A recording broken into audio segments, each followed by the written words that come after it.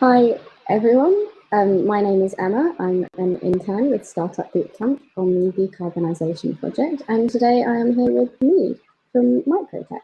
So, Meade, to get us started, would you like to introduce yourself and tell us a little bit about you? Yeah, so my name is Meade Lewis. I'm the founder, CEO, and chairman of the board here at MiqroTech. And my background as a CTO of two oil and gas companies, co-founded an analytics company, exited all three, and really informing MiqroTech, I was merging the experiences from both those sectors, oil and gas and analytics, to solve the biggest issue with the oil and gas industry, the leaks and the risks that are associated with it. If we take a look at just the statistics, there's about $90 billion in revenue that's lost due to these pipeline leaks. So it's a huge financial problem for these companies. If you add in the litigation, PR damage, cleanup fees, and fines that are associated with these disasters, that $90 billion figure quickly becomes about $300 billion that's lost. But even more than that, it's a huge problem for the environment. Natural gas, or methane, is about 23 to 80 times more potent of a greenhouse gas than CO2 alone. And so when we talk about greenhouse gas emissions, a lot of times we talk about CO2. Well, that's like talking about the squirrel in your attic when you have the methane elephant in your living room. So we're really combating the methane problem. But then when we go to oil can contaminate our water systems from anywhere between 30 to 1,000 years.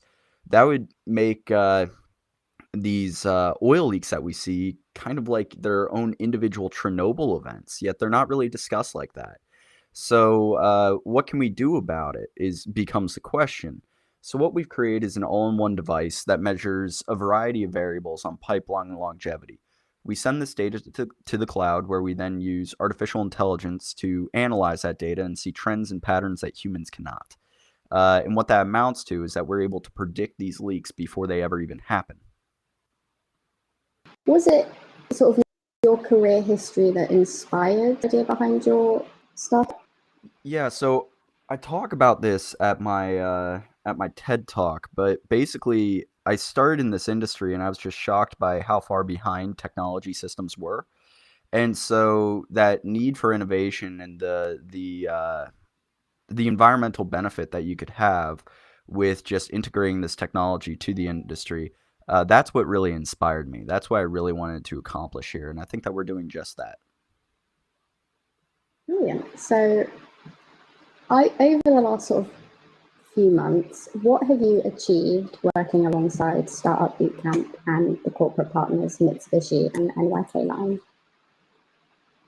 Absolutely. So, aside from making friends with a bunch of really interesting people, the founders, Eddie, Stewart, and the like, the team here at Startup Bootcamp, we were able to get in-depth discussions with Mitsubishi and NYK.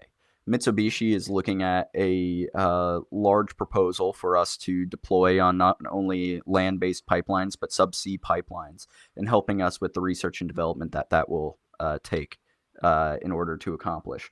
NYK is another group that we're working with here at Startup Bootcamp, where not only we're looking at their facilities that are on shore, but then also on their shipping vessels potentially.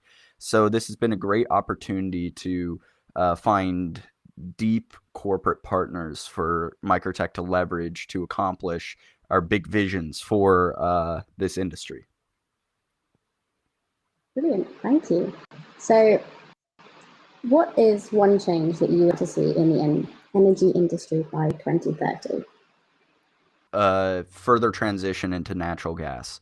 I believe that coal usage across the globe is far too prevalent.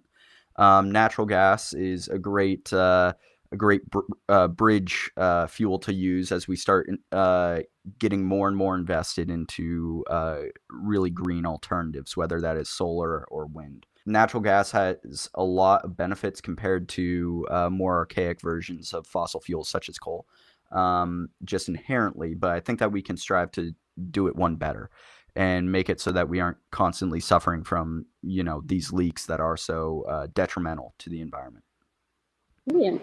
Well, that's all from us. Thank you so much for your time. It's been very interesting to talk to you. Have a wonderful day. Oh, it's wonderful talking to you. Thank you so much for Thank having me you. on.